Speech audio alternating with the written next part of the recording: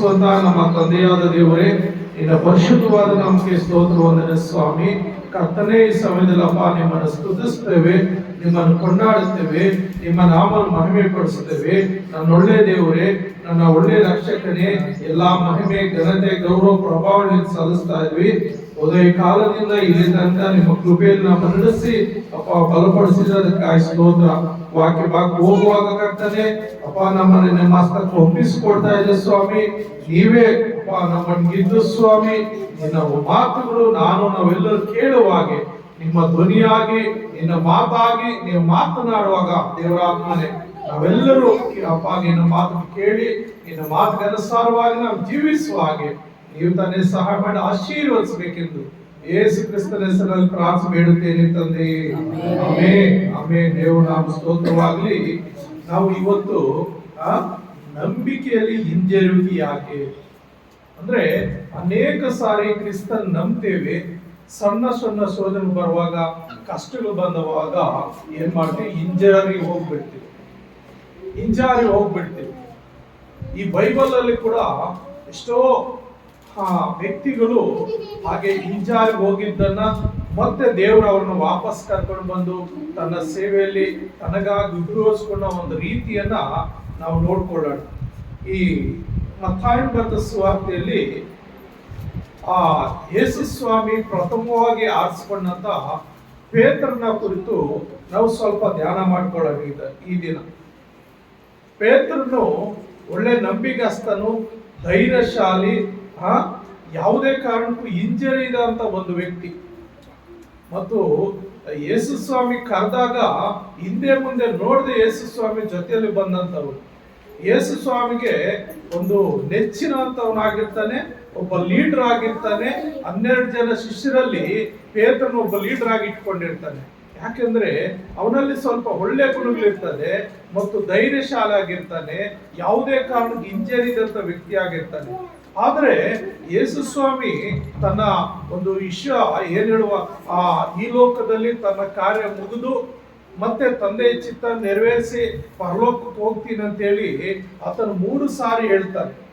3 ಸಾರಿ ಹೇಳುವಂತ ಒಂದು ಸಂದರ್ಭದಲ್ಲಿ ಏನ್ ಮಾಡ್ತಾರೆ ಅಂದ್ರೆ, ಪೇತ್ರನು ಒಂದು ಮಾತು ಹೇಳ್ತಾನೆ ನೋಡ್ರಿ. ಮತ್ತಾಯನ ಬರೆದ ಸುವಾರ್ತೆಯಲ್ಲಿ 31ನೇ ವಚನದಿಂದ 26-31ನೇ ವಚನದಿಂದ ನಾವು ಓದಿಕೊಳ್ಳುವಾಗ, ಇವತ್ತು ಇದೇ ಅಧ್ಯಾಯದಲ್ಲಿ ನಾವು ಇರೋಣ.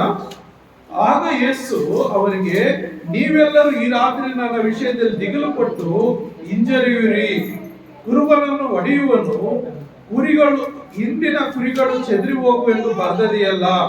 ಆದರೆ ನಾನು ಜೀವಿತನಾಗಿ ಎದ್ದ ಮೇಲೆ ನಿಮ್ಮ ಮುಂದೆ ಗಲಿಲಾಯಕ್ಕೆ ಹೋಗಿನೆಂದು ಹೇಳಿದನು. ಪೇತ್ರನು ಆತನಿಗೆ, ಎಲ್ಲರೂ ನಿನ್ನ ವಿಷಯದಲ್ಲಿ ದಿಗಿಲು ಪಟ್ಟು ಹಿಂಜರಿದರೂ ನಾನು ಎಂದಿಗೂ ಹಿಂಜರಿಯುವುದಿಲ್ಲ ಎಂದು ಉತ್ತರ ಕೊಡಲು, ಯೇಸು ನಿನಗೆ ಸತ್ಯವಾಗಿ ಹೇಳುತ್ತೇನೆ, ಇದೇ ರಾತ್ರಿಯಲ್ಲಿ ಕೊಡುವುದಕ್ಕಿಂತ ಮುಂಚೆ ನೀನು ನನ್ನ ವಿಷಯದಲ್ಲಿ ಅವನನ್ನು ಅರಿಯನೆಂಬುದಾಗಿ 3 ಸಾರಿ ಹೇಳುವೆಂದು ಅಂದನು. ಪೇತ್ರನು, ಆದರೆ ನಾನು ನಿನ್ನ ಸಂಗಡ ಸಾಯಬೇಕಾದರೂ ನಿನ್ನನ್ನು ಅರಿಯನೆಂಬುದಾಗಿ ಹೇಳುವುದೇ ಇಲ್ಲ ಎಂದು ಹೇಳಿದನು. ಅದರಂತೆ ಶಿಷ್ಯರಲ್ಲೂ ಹೇಳಿದರು. ನೋಡ್ರಿ, ಇಲ್ಲಿ ಏನಾಗುತ್ತಂದ್ರೆ ಅವನು ಧೈರ್ಯಶಾಲಿ ಆಗಿರ್ತಾನೆ.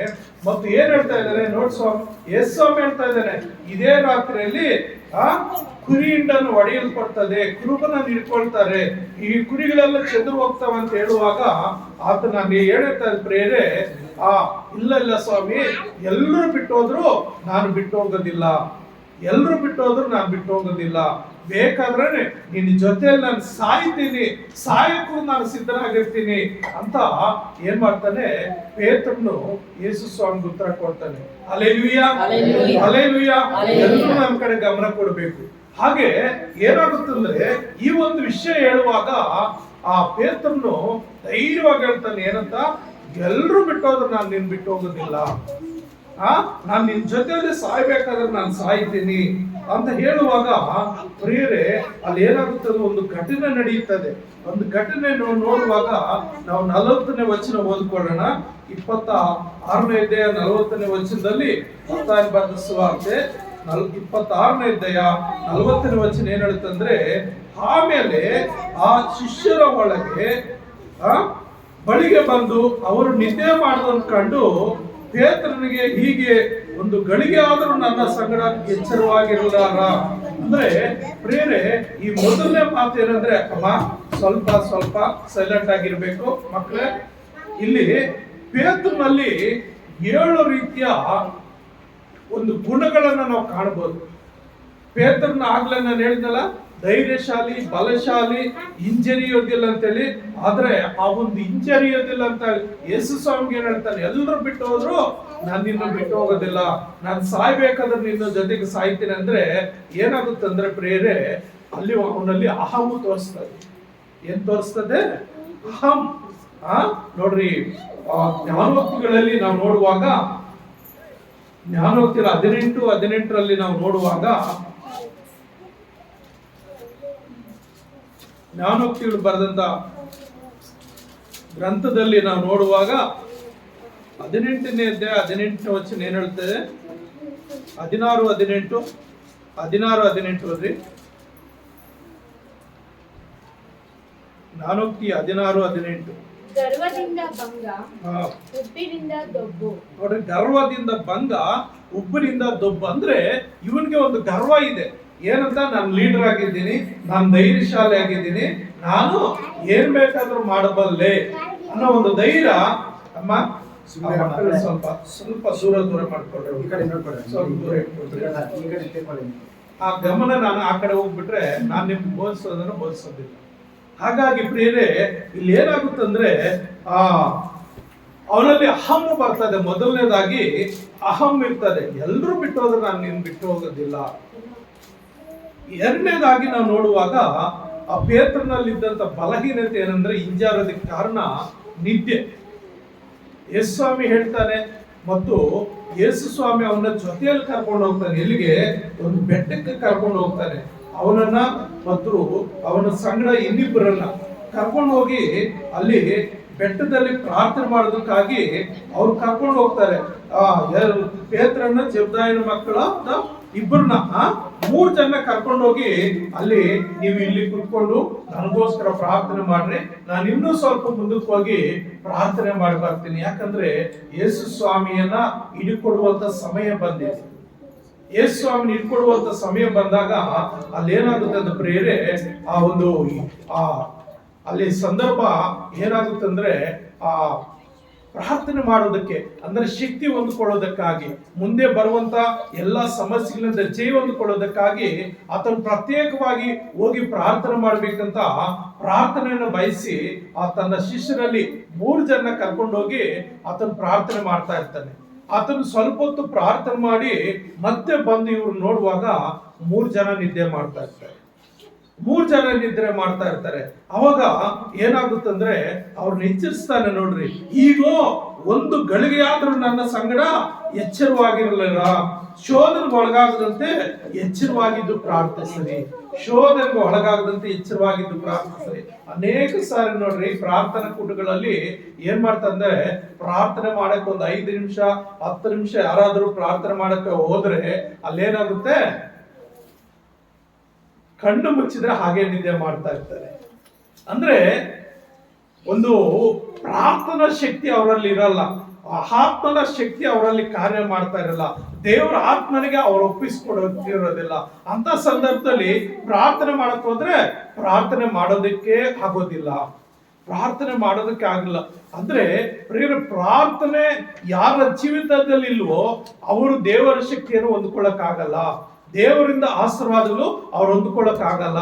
ಆದ್ರಿಂದ ಪ್ರಾರ್ಥನಾ ಶಕ್ತಿ ಪ್ರತಿಯೊಬ್ಬರ ಜೀವಿತದಲ್ಲಿ ಪ್ರಾಮುಖ್ಯವಾಗಿದೆ. ಅದಕ್ಕೆ ಯೇಸು ಸ್ವಾಮಿ ಪ್ರತಿದಿನ ಮುಂಚಾನೆ ಹೋಗಿ ಆತನ ಪ್ರತಿದಿನ ಪ್ರಾರ್ಥನೆ ಮಾಡ್ತಾ ಇದ್ದ. ಆ ದಿನಕ್ಕೆ ಏನ್ ಶಕ್ತಿ ಬೇಕೋ, ದೇವರ ಆತ್ಮನಿಂದ ಏನ್ ನಡೆಸ್ಕೊಳ್ಬೇಕು, ದೇವರಿಂದ ಏನ್ ತಿಳ್ಕೊಳ್ಬೇಕು, ಆ ದಿನ ಏನೇನು ಕಾರ್ಯಗಳು ಮಾಡ್ಬೇಕು, ಎಲ್ಲೆಲ್ಲಿ ಆತನ ಪ್ರಯಾಣ ಮಾಡ್ಬೇಕು, ಎಲ್ಲ ರೀತಿಯಲ್ಲಿ ಏನಾಗ್ತಾ ಇತ್ತು ಪ್ರಿಯರೇ, ಅಲ್ಲಿ ಒಂದು ಆತ್ಮನ ನಡೆಸಲ್ಪಡಕ್ಕೆ ಅಲ್ಲಿ ಉಂಟಾಗ್ತಾ ಇತ್ತು, ಆತ್ಮನ ಕಾರ್ಯಗಳಲ್ಲಿ ನಡ್ತಾ ಇತ್ತು. ಹಾಗಾಗಿ ಪೇತ್ರನು ಏನ್ ಮಾಡ್ತಾನೆ, ಒಂದು ಪ್ರಾರ್ಥನೆ ಮಾಡಕ್ಕೆ ಕರ್ಕೊಂಡು ಹೋಗಿದ್ರೆ ಅವ್ನು ನಿದ್ದೆ ಮಾಡ್ತಾ ಇದ್ದಾನೆ. ಅಂದ್ರೆ ಅವನಲ್ಲಿ ಹಿಂಜಾರಿಕೆ, ದೇವರಲ್ಲಿ ಇನ್ನೂ ಶಕ್ತಿ ಅವನಿಗೆ ಸಾಲ್ತಾ ಇಲ್ಲ. ಯೇಸು ಸ್ವಾಮಿ ಅಲ್ಲಿ ಹೋಗಿ ಪ್ರಾರ್ಥನೆ ಮಾಡ್ತಾ ಇದ್ದಾನೆ, ಇವನು ಏನ್ ಮಾಡ್ತಾನೆ, ನಿದ್ದೆ ಮಾಡ್ತಾ ಇದ್ದಾನೆ. ನಿದ್ದೆ ಮಾಡ್ತಾ 2 ಸಾರಿ ಬಂದು ಎಚ್ಚರಿಸ್ತಾನೆ. ಅವ್ರು ನಿದ್ದೆ ಬಂದು ಎಬ್ಬರಿಸೋದು, ಪ್ರಾರ್ಥನೆ ಮಾಡ್ರಿ, ನಾನು ಮುಂದಕ್ಕೆ ಹೋಗಿ ಪ್ರಾರ್ಥನೆ ಮಾಡ್ಕೊಂಡು ಬರ್ತೀನಿ, ಹೋಗಿ ಸ್ವಲ್ಪ ಹೊತ್ತು ಪ್ರಾರ್ಥನೆ ಮಾಡಿ ಬಂದು ನೋಡಿದ್ರೆ ಮತ್ತೆ ನಿದ್ದೆ ಮಾಡ್ತಾ ಇರ್ತಾರೆ. ಅಂದ್ರೆ ಪ್ರಾರ್ಥನೆ ಇಲ್ಲದ ಜೀವಿತ ಏನಾಗುತ್ತೆ, ಆ ನಿದ್ದೆ ಬರ್ತದೆ.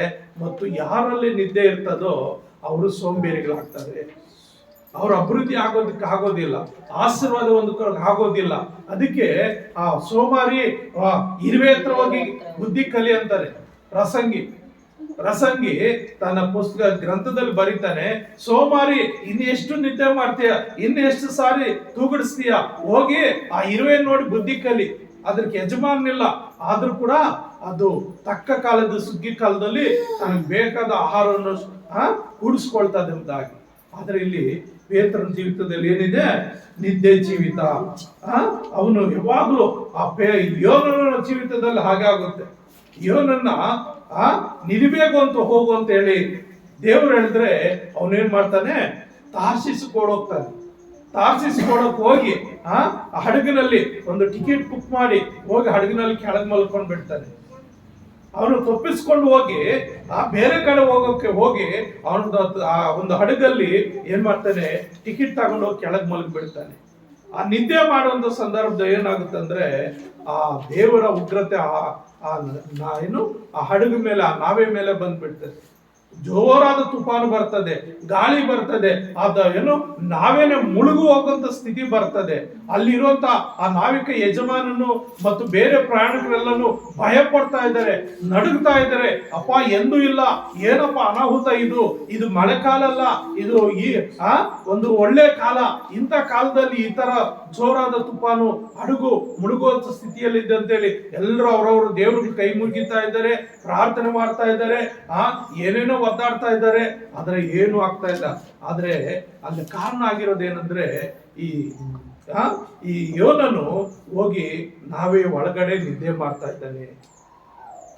ಆ ನಿದ್ದೆ ಮಾಡುವಾಗ ಹೋಗಿ ಎಬ್ಬರಿಸಿ, ಏನಪ್ಪಾ ನಾವು ಇಷ್ಟು ಬಾಧೆ ಪಡ್ತಾ ಇದ್ವಿ, ನೀನು ನಿದ್ದೆ ಮಾಡ್ತಾ ಇದೆಯೇ, ಏನ್ ಕಾರಣ ಅಂದ್ರೆ, ನೀನ್ ಯಾರು ಅಂತಂದ್ರೆ ಪರಾತ್ಪರನ ದೇವರ ಸೇವಕನು ಅಂತಾನೆ. ಅಂದ್ರೆ ಯೆಹೋವ ತಂದೆಯಾದ ದೇವರ ಸೇವಕನು. ಈ ಒಂದು ಕೇಳಿ ಬಂದಿರೋ ನನ್ನಿಂದಲೇ. ನಾನು ದೇವರು ಇನ್ನೊಂದು ಕಡೆ ಹೋಗು ಅಂತ ಹೇಳ್ದ, ನಾನು ಮತ್ತೊಂದು ಕಡೆ ಬಂದಿದ್ದೀನಿ. ಅದು ದೇವರ ಉಗ್ರತೆ ನನ್ನ ಮೇಲೆ ಬಂದಿದೆ. ಆ ಉಗ್ರತೆ ನನ್ನ ಮೇಲೆ ಇರೋದ್ರಿಂದ ಆ ಉಗ್ರತೆ ನಿಮ್ಗೆಲ್ಲ ಸಿಕ್ಕಿದೆ. ಒಂದ್ ಕೆಲಸ ಮಾಡ್ರಿ, ನನ್ನ ನೆತ್ತಿ ಸಮುದ್ರದಲ್ಲಿ ಬಿಸಾಕ್ಬಿಡ್ರಿ, ಆಮೇಲೆ ನೀವೆಲ್ಲ ಚೆನ್ನಾಗಾಗ್ತೀರ. ಆದ್ರೆ ಅವ್ರು ಅನ್ಯರಾದ್ರು, ಅನ್ಯಾಯವಾಗಿ ಒಬ್ಬ ಮನುಷ್ಯನ ಸಾಯಿಸ್ಬೇಕೆ, ಅನ್ಯಾಯವಾಗಿ ಒಬ್ಬ ಮನುಷ್ಯ ಸಾಯಿಸ್ಬೇಕೆ ಅಂತೇಳಿ ಆ ದೇವ್ರು ಪ್ರಾರ್ಥನೆ ಮಾಡಿ, ದೇವ್ರೇ ಇವ್ನು ನೀರಲ್ಲಿ ಹಾಕೋದ್ರಿಂದ ಈ ಶಾಪ ನಮ್ಗೆ ತೆಗ್ದಿರ್ಲಿ, ಈ ಪಾಪ ನಮ್ಮನ್ನ ಅಂಟ್ಕೊಳ್ದೆ ಇರ್ಲಿ ಅಂತೇಳಿ ಅವನ್ ಎತ್ತಿ ನೀರಲ್ಲಿ ಹಾಕ್ಬಿಟ್ರೆ ಏನಾಗುತ್ತೆ ಅಂದ್ರೆ ಪ್ರಿಯರೇ, ಸಮುದ್ರ ಎಲ್ಲ ಕೂಲಾಗಿ ಹೋಗ್ಬಿಡ್ತದೆ, ಆ ಮಳೆ ನಿಂತು ಹೋಗ್ತದೆ, ಬಿರುಗಾಳಿ ನಿಂತು ಹೋಗ್ಬಿಡ್ತದೆ, ಶಾಂತವಾಗಿ ಹೋಗ್ಬಿಡ್ತದೆ. ಆದ್ರೆ ಆಮೇಲೆ ಅವನು ಹೋಗಿ ದೇವ್ರ ಅವನಿಗೆ ಒಂದು ಆಜ್ಞೆ ಕೊಡ್ತಾನೆ. ಏನಂತ, ಒಂದು ಮೀನಿಗೆ ಹೋಗಿ ಅವ್ನು ನುಂಗುಬಿಡು ಅಂತೇಳಿ. ಒಂದು ದೊಡ್ಡ ಮೀನು ಬಂದು ಆ ಯೋನನ ನುಂಗು ಬಿಡ್ತದೆ. ಆ ನುಂಗಿದಾಗ ಅವನು ಆ ಯೋನನ ಹೊಟ್ಟೆಯಲ್ಲಿ 3 ದಿವಸ ಇದ್ದು 3 ದಿವಸ ನಿದ್ದೆ ಮಾಡದೆ ಪ್ರಾರ್ಥನೆ ಮಾಡ್ತಾನೆ.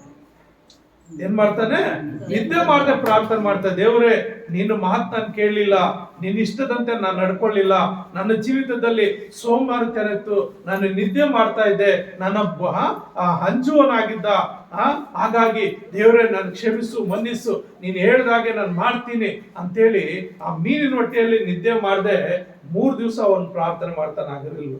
ಅವಾಗ ಏನ್ ಮಾಡ್ತಾನೆ, ದೇವ್ರ ಅಪ್ಪಣೆ ಕೊಟ್ಟು ಆ ಮೀನಿಗೆ 3ನೇ ದಿವಸ ತಂದು ಅವನ್ನ ಸಮುದ್ರ ದಡದಲ್ಲಿ ಉಗಿದಾಕ್ಬಿಡ್ತದೆ. 3 ದಿವಸ ಇವನಿಂದ ಮೀನು ಕೂಡ ಉಪವಾಸ ಮಾಡ್ಬೇಕಾಗುತ್ತೆ. ಯಾಕಂದ್ರೆ ಅವನು ಹೊಟ್ಟೆಯಲ್ಲಿ ಇದ್ದಾನೆ, ಅವನು ಜೀರ್ಣ ಮಾಡ್ಕೊಂಡಂಗಿಲ್ಲ, ದೇವರ ಅಪ್ಪಣೆ ಆಗಿದೆ. ಅವನು ಆ ಮೀನಿನ ಹೊಟ್ಟೆಯಲ್ಲಿ ನೋಡುವಾಗ ಆ ಹೊಟ್ಟೆಯಲ್ಲಿರುವಂತ, ನಾವು ಏನಾದ್ರೂ ಕ್ಲೀನ್ ಮಾಡೋವಾಗ ಏನೇನು ಇರುತ್ತೆ ಕರಳಲ್ಲಿ, ಪಾಚಿ ಕೆಲವು ಕಪ್ಪುಗ ಇರ್ತದೆ, ಹಸಿರು ಕಲರ್ ಇರ್ತದೆ, ಪಾಚಿ ಅದೆಲ್ಲ ಅವನು ನೋಡ್ತಾ ಇದ್ದಾನೆ. ಆ ಹೊಟ್ಟೆಯಲ್ಲಿ ನೋಡ್ತಾ ಇದ್ದಾನೆ. ಪಾಚಿ ಎಲ್ಲ ಕವರ್ ಆಗ್ಬಿಟ್ಟಿತ್ತಂತೆ. ಆ ವಾಸನೆ ಗಲೀಜಲ್ಲಿ ಇದ್ಕೊಂಡು 3 ದಿವಸ ಪ್ರಾರ್ಥನೆ ಮಾಡಿ ಆಮೇಲೆ ದೇವರಿಂದ ಜಯ ಮಾಡ್ಕೊಂಡು. ಹಾಗಾಗಿ ಈ ಪ್ರಾರ್ಥನೆ ಸಮಯದಲ್ಲಿ ಪ್ರಾರ್ಥನೆಗೆ ಅವಕಾಶ ಕೊಡ್ಬೇಕು. ಇವನೇನ್ ಮಾಡ್ತಾ ಇದ್ದಾನೆ, ಪ್ರಾರ್ಥನೆ ಸಮಯದಲ್ಲಿ ಪ್ರಾರ್ಥನೆ ಅವಕಾಶ ಕೊಡದೆ ನಿದ್ದೆ ಮಾಡ್ತಾ ಇದ್ದಾನೆ. ಇವನಲ್ಲಿ ಇರುವಂತ ಬಲಹೀನತೆ ನಿದ್ದೆ ಆಗಿದೆ. ಆದ್ರಿಂದ ಪ್ರಿಯರೇ, ಪ್ರಸಂಗಿ ಹೇಳ್ತಾನೆ 23ನೇ 21ನೇ ವಚನ ಒಂದು ಮಾತು ಹೇಳ್ತಾನೆ ನೋಡ್ರಿ. ಪ್ರಸಂಗಿ 23ನೇ 21ನೇ ವಚನ ಹೇಳ್ತದೆ, ಕುಡುಕನು ಹೊಟ್ಟೆಬಾಕನು ದುರ್ಗತಿಗೆ ಬರುವರು, ನಿದ್ರಾಸಕ್ತಿಯು ಅರಕು ಪಟ್ಟೆಗಳನ್ನು ಒದಿಸುವುದು.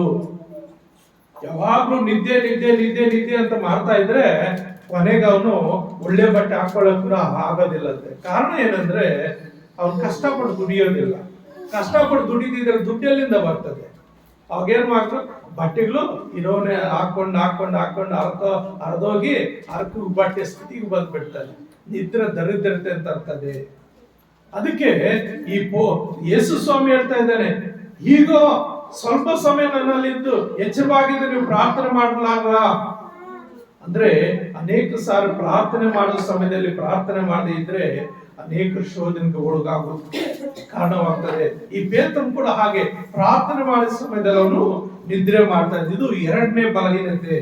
3ನೇ ಬಲಹೀನತೆ ಅಂದ್ರೆ ಪ್ರಾರ್ಥನೆ ಇಲ್ಲದ ಜೀವಿತ. ಪ್ರಾರ್ಥನೆ ಇಲ್ಲದ ಜೀವಿತ. ಕೆಲವರಿಗೆ 10 ವರ್ಷ 20 ವರ್ಷ 30 ವರ್ಷ ಆಗಿರ್ತದೆ ದೇವರಲ್ಲಿ ಪ್ರಾರ್ಥನೆ ಮಾಡ್ರಿ ಅಂದ್ರೆ, ನಾನು ಪ್ರಾರ್ಥನೆ ಮಾಡೋದು ಬರಲ್ಲ ಸರ್, ನೀವೇ ಮಾಡಿ ಸರ್, ನೀವೇ ಮಾಡಿ ಸರ್ ಅಂತಾರೆ. ಅಂದ್ರೆ ಪ್ರಾರ್ಥನೆ ಅಂದ್ರೆ ಏನು?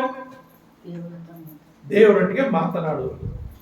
ಇವಾಗ ತಂದೆ ಮಕ್ಕಳೊಟ್ಟಿಗೆ ಮಾತನಾಡ್ತಾನೆ, ಗಂಡ ಹೆಂಡತಿಯೊಟ್ಟಿಗೆ ಮಾತನಾಡ್ತಾನೆ, ಹೆಂಡತಿ ಗಂಡನೊಟ್ಟಿಗೆ ಮಾತಾಡ್ತಾಳೆ. ಹಾಗೆ ಪ್ರಾರ್ಥನೆ ಅಂದ್ರೆ ನಮ್ಮ ಮುಂದೆ ಒಬ್ಬ ವ್ಯಕ್ತಿ ಇದ್ದಾನೆ, ಆತನ ದೇವರಾಗಿದ್ದಾನೆ, ಆತನೊಟ್ಟಿಗೆ ನಮ್ಮೆಲ್ಲ ಕಷ್ಟ ಸುಖಗಳು ಹಂಚಿಕೊಳ್ಳೋದು.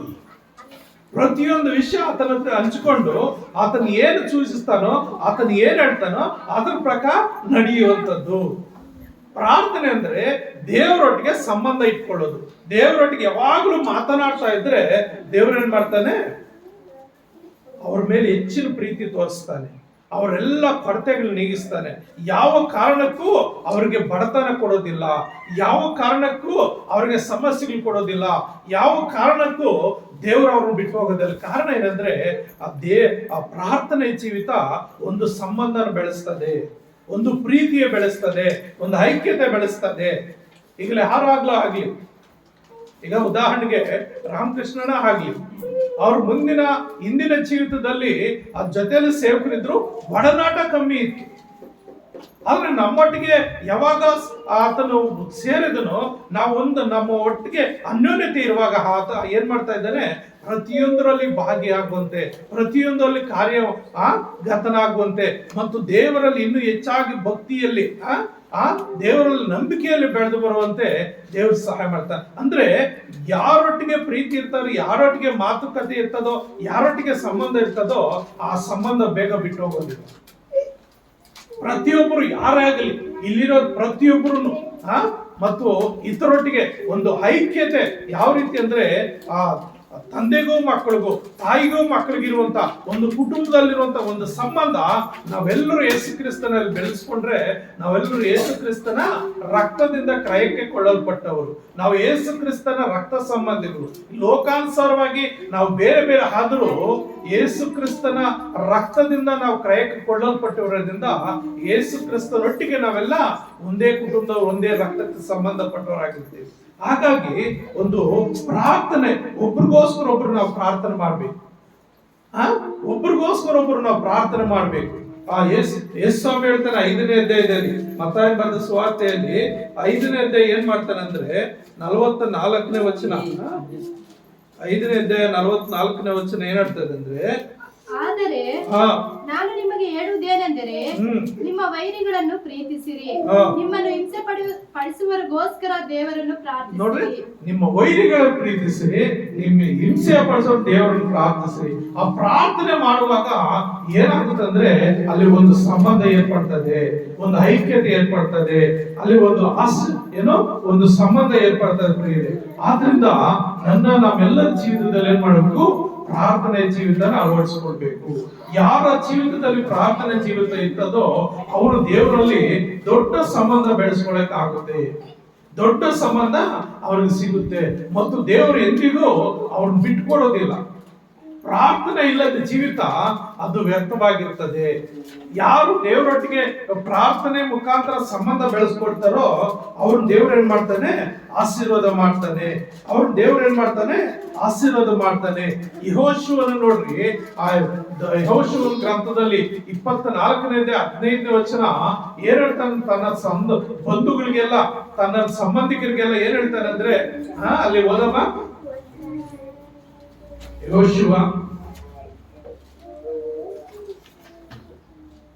24:15.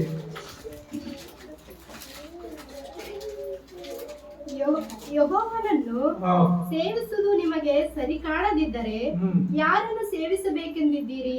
ಈ ಹೊತ್ತೇ ಹಾರಿಸಿಕೊಳ್ಳಿರಿ. ನಿಮ್ಮ ಪೂರ್ವಿಕರು ಯೂಫ್ರಟೀಸ್ ನದಿಯ ಆಚೆಯಲ್ಲಿ ಸೇವಿಸುತ್ತಿದ್ದ ದೇವತೆಗಳು ಈ ದೇಶದ ಮೂಲ ನಿವಾಸಿಗಳಾದ ಅಮೋರಿಯರ ದೇವತೆಗಳು. ಹೇಳಿರಿ, ನಾನು ನನ್ನ ಮನೆಯವರು ಯೆಹೋವನನ್ನೇ ಸೇವಿಸುವೆವು ಅಂದನು. Amen, hallelujah. ನೋಡ್ರಿ, ಈ ಲೋಕದಲ್ಲಿ ನಿಮ್ ಪೂರ್ವಿಕರು ಆರಾಧನೆ ಮಾಡ್ತಾ ಇದ್ದಂತ, ಪೂಜಿಸಿದಂತ ನಿಮ್ಮ ಅಮೋರಿಯರ ದೇವತೆಗಳು, ಯೂಫ್ರಟೀಸ್ ಆಚೆಯಲ್ಲಿದ್ದಂತ ದೇವತೆಗಳು, ಯಾರನ್ನ ನೀವು ಆರಾಧಿಸ್ಬೇಕಂದಿದ್ದೀರಿ, ಯಾರನ್ನ ಪೂಜೆ ಮಾಡ್ಬೇಕಂದಿದ್ದೀರಿ, ನಿಮಗಿಷ್ಟ, ನಿಮ್ಮಿಷ್ಟ. ಆದ್ರೆ ನಾನು ನನ್ನ ಮನೆಯವರು ಯೆಹೋವನನ್ನೇ ಸೇವಿಸುವು. ಅಂದ್ರೆ ಆತನನ್ನೇ ಪ್ರಾರ್ಥಿಸ್ತೇವೆ, ಆತನೊಟ್ಟಿಗೆ ನಮ್ಮ ಜೀವಿತವನ್ನು ಸಾಗಿಸ್ತೇವೆ, ಆತನೇ ನಮ್ಮನ್ನು ನಡೆಸ್ತಾನೆ, ಆತನೇ ನಮ್ಮನ್ನು ಪರಲೋಕಕ್ಕೆ ನಡೆಸುವ ಆತನಾಗಿದೆ. ಆತನ ಬಿಟ್ಟು ನಾವು ಬೇರೆ ಯಾರನ್ನು ಸೇವಿಸಲಾರವು, ಯಾರನ್ನು ಪ್ರೀತಿಸಲಾರವು, ಯಾರ ಹತ್ರ ಪ್ರಾರ್ಥಿಸಲಾರವು. ನಾವು ತಂದೆಯಾದ ದೇವರ ಹತ್ರನೇ ನಾವು ಪ್ರಾರ್ಥಿಸ್ತೇವೆ ಅಂತ ಹೇಳಿ ಆತನ ಘಂಟಾಘೋಷವಾಗಿ ಹೇಳ್ತಾನೆ ಪ್ರೇರೆ. ಹಾಗಾಗಿ ಇನ್ನು ನಾವು ಮುಂದೆ ನೋಡುವಾಗ ಯಾಕೋಬ 5ನೇ ಅಧ್ಯಾಯದಲ್ಲಿ 17-18ನೇ ವಚನದಲ್ಲಿ ಯಾರು ಏಲಿಯ ಒಂದು ಪ್ರಾರ್ಥನೆ ಮಾಡ್ತಾನೆ. ಆತನ ಬಹಳ ಪ್ರಾರ್ಥನಾ ಪರ್ನು. ಆತನ ಪ್ರಾರ್ಥನೆ ಮಾಡುವಾಗ ದೊಡ್ಡ ಕಾರ್ಯ ನಡೀತಾ ಇದೆ ನೋಡ್ರಿ. ಯಾಕೋಬನ ಬರೆದ ಪತ್ರಿಕೆಯಲ್ಲಿ 5ನೇ ಅಧ್ಯಾಯ 17ನೇ ವಚನ 18ನೇ ವಚನ. ಏಲಿಯನು ನಮ್ಮಂತ ಪ್ರಭಾವಳವನಾಗಿದ್ದನು, ಅವನು ಮಳೆ ಬರಬಾರದೆಂದು ಬಹಳವಾಗಿ ಪ್ರಾರ್ಥಿಸಲು 3 ವರ್ಷ 6 ತಿಂಗಳವರೆಗೂ ಮಳೆ ಬೀಳಲಿಲ್ಲ. ತಿರುಗಿ ಅವನು ಪ್ರಾರ್ಥನೆ ಮಾಡಲು ಆಕಾಶ ಮಳೆಗರಿತು, ಭೂಮಿಯು ಬೆಳೆಯಿತು ಅಂತೇಳಿ. ಅಂದ್ರೆ ಆತನ ಪ್ರಾರ್ಥನಾ ಶಕ್ತಿ ಅಷ್ಟು ಬಲವಾಗಿತ್ತು. ಮಳೆ ಬಾರಬಾರ್ದಂತೇಳಿ ಪ್ರಾರ್ಥನೆ ಮಾಡಿದಾಗ 3 ವರ್ಷ ಮಳೆ ಬರಲಿಲ್ಲ. ಅಂದ್ರೆ ಆ ದೇವರೊಟ್ಟಿಗೆ ಆತನ ಸಂಬಂಧ ಇಟ್ಕೊಂಡಿದ್ದ, ದೇವರೊಟ್ಟಿಗೆ ಸಂಬಂಧ ಇಟ್ಕೊಂಡ. ಅಷ್ಟಲ್ಲದೆ ಏಲಿಯನು ದೇವರಲ್ಲಿ ಐಕ್ಯವುಳ್ಳವನಾಗಿದ್ದರು. ದೇವರ ಒಂದು ಮಾತು ಮೀರದೆ ದೇವರು ಏನ್ ಹೇಳ್ತಾರೆ ಅದೇ ರೀತಿಯಲ್ಲಿ ನಡೆಸ್ತಾ. ಅದಕ್ಕೆ ಎಲಿಯನು ಈ ಭೂಮಿ ಮೇಲೆ ಅಂತ ಸಾಯಲಿಲ್ಲ. ಏನ್ ಮಾಡ್ದ? ಎಲಿಯನು ಭೂಮಿ ಮೇಲೆ ಅವನು ಸಾಯಲಿಲ್ಲ. ಸುಂಟರಗಾಳಿ ಮುಖಾಂತರ, ಸುಡುಗಾಳಿ ಮುಖಾಂತರ ಹಾಗೆ ಸಜೀವವಾಗಿ ಎಬ್ಬಿಸಲ್ಪಟ್ಟನು. ಈ ಭೂಮಿ ಮೇಲೆ ಸಾಯದೇ ಇರುವಂತ ವ್ಯಕ್ತಿಗಳು ಇಬ್ಬರೇ. ಒಬ್ಬನು ಆನೋಕನು, ಮತ್ತೊಬ್ಬನು ಏಲಿಯನು. ಆನೋಕನು 365 ವರ್ಷ ಆತನು ಜೀವಿಸ್ತಾನೆ. 65 ವರ್ಷ ಶಾರೀರಿಕವಾಗಿ ಸಂಸಾರ, ಮದುವೆ ಮಾಡಿಕೊಂಡು ಮಕ್ಕಳು ಮಾಡಿಕೊಂಡು ಜೀವಿಸ್ತಾನೆ. ಆಮೇಲೆ 65 ವರ್ಷ ಆದ ನಂತರ 300 ವರ್ಷ ದೇವರೊಟ್ಟಿಗೆ ಜೀವಿಸ್ತಾನೆ. ಅದಕ್ಕೆ ದೇವರು ಆತನ ಕರ್ಕೊಂಡು ಬಿಡ್ತಾರಂತೆ. ಆ ದೇವರು ಅವನು ಸಾಯಲಿಲ್ಲ, ಭೂಲೋಕದಲ್ಲಿ ಅವನು ಸಾಯಲಿಲ್ಲ. ಹಾಗೆ ಎಲಿಯನು ಕೂಡ ದೇವರಲ್ಲಿ ಪ್ರಾರ್ಥನೆಯಲ್ಲಿ ದೇವರೊಂದಿಗೆ ಜೀವಿಸುವವನಾಗಿದ್ದಿದ್ರ ಎಲಿಯನ್ನು ಕೂಡ ದೇವರು ಹಾಗೆ ಸುಂಟರಗಾಳಿ ಮುಖಾಂತರ ಪರಲೋಕಕ್ಕೆ ತಗೊಂಡು ಬಿಡ್ತಾರೆ. ಹಾಗಾಗಿ ಪ್ರಿಯರೇ, ಪ್ರಾರ್ಥನೆ ಜೀವಿತ ಮನುಷ್ಯರನ್ನ ಬದುಕಿಸ್ತದೆ ಮತ್ತು ಸಂಬಂಧ, ದೇವರೊಟ್ಟಿಗೆ ಸಂಬಂಧ ಬೆಳೆಸ್ತದೆ. ಹಾಗಾಗಿ ಆ ಪ್ರಾರ್ಥನೆ ಜೀವಿತ ಯಾರಲ್ಲಿ ಇರ್ತದೋ ಅವ್ರು ಪ್ರಾರ್ಥನೆ ಮಾಡುವಾಗ ಏನು ಬೇಕಾದ್ರೂ ಹೊಂದಿಕೊಳ್ಳಿಕ್ಕೆ ದೇವರು ಸಹಾಯ ಮಾಡ್ತಾನೆ. ನಾವು ನೋಡುವಾಗ ಪ್ರೇರೆ, ಪ್ರತಿಯೊಬ್ಬರು ಪ್ರಾರ್ಥನೆ ಜೀವಿತ ಯಾರಲ್ಲಿರ್ತ ಅವ್ರನ್ನ ದೇವರ ಆಶೀರ್ವಾದ ಮಾಡ್ತಾನೆ. 4ನೇದಾಗಿ ನೋಡುವಾಗ ಪೇತ್ರನಲ್ಲಿದ್ದಂತ ಭಕ್ತಿ ಏನಂದ್ರೆ ಕಪಟ ಭಕ್ತಿ. ಅಂದ್ರೆ ನಾಟಕ ಆಡುವಂತ ಭಕ್ತಿ ಇತ್ತು ಪೇತ್ರನಲ್ಲಿ ಮೊದಲು. ನಾವು ನೋಡ್ತೀವಿ 26ನೇ ಅಧ್ಯಾಯ 51ನೇ ವಚನ, 26ನೇ ಅಧ್ಯಾಯ 51ನೇ ವಚನ ಏನ್ ಹೇಳುತ್ತದೆ? ಜನ ಒಂದು ಗಣ ಅಂದ್ರೆ 6,000 ಜನ, 12 ಗಾಡಿಗಳಂದ್ರೆ 72,000 ದೂತರು ಬಂದ್ಬೇಕಾದ್ರೆ ನನ್ ಸಹಾಯ ಮಾಡ್ತಾರೆ. ಆದ್ರೆ ತಂದೆ ಚಿತ್ತ ಏನಾಗ್ಬೇಕು? ನಾನು ಹಿಡ್ಕೊಳ್ಕೊಡ್ಬೇಕು, ನಾನು ಶಿಕ್ಷೆ ಅನುಭವಿಸ್ಬೇಕು, ಮರಣ ಹೊಂದಬೇಕು ಮತ್ತು ನಿತ್ಯ ಜೀವಿತ ಹೊಂದಬೇಕು, ಪುನರುತ್ಥಾನ ಬರ್ಬೇಕು. ಅದು ತಂದೆ ಚಿತ್ತ. ಈ ಭೂಲೋಕದಲ್ಲಿರೋ ಪ್ರತಿಯೊಬ್ಬರಿಗೋಸ್ಕರ ತಾನು ಎಲ್ಲರ ಪಾಪವನ್ನು ತಾನು ಹೊತ್ಕೊಂಡು ಆ ಕಲ್ವರಿ ಶಿಲುಬೆಯಲ್ಲಿ ಮರಣ ಹೊಂದಬೇಕು.